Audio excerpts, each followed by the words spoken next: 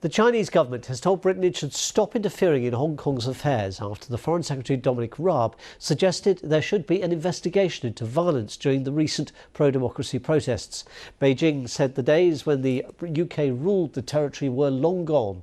It comes as police fired tear gas at demonstrators in a working-class district of Hong Kong in what is the 10th consecutive weekend of protests. Our correspondent Jonathan Head has the story. There's a rich supply of materials in this city for determined protesters. And they've turned improvising barricades into an art form here.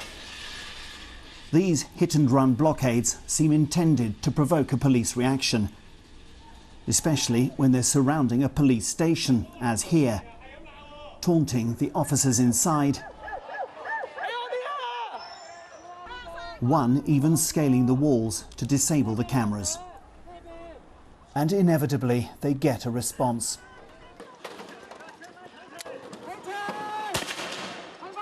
This is now a familiar weekend routine in Hong Kong streets. The protesters quickly retreating, the police noisily retaking some of the ground and then stopping to consider their next move.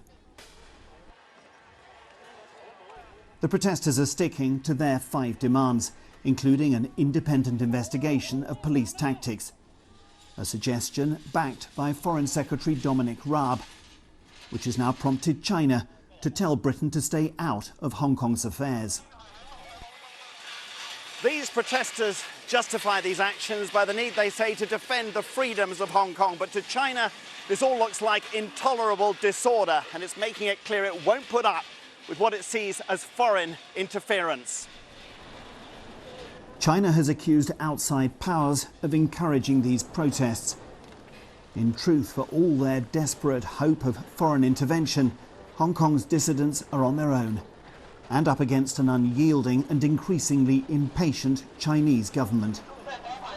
Jonathan Head, BBC News, Hong Kong.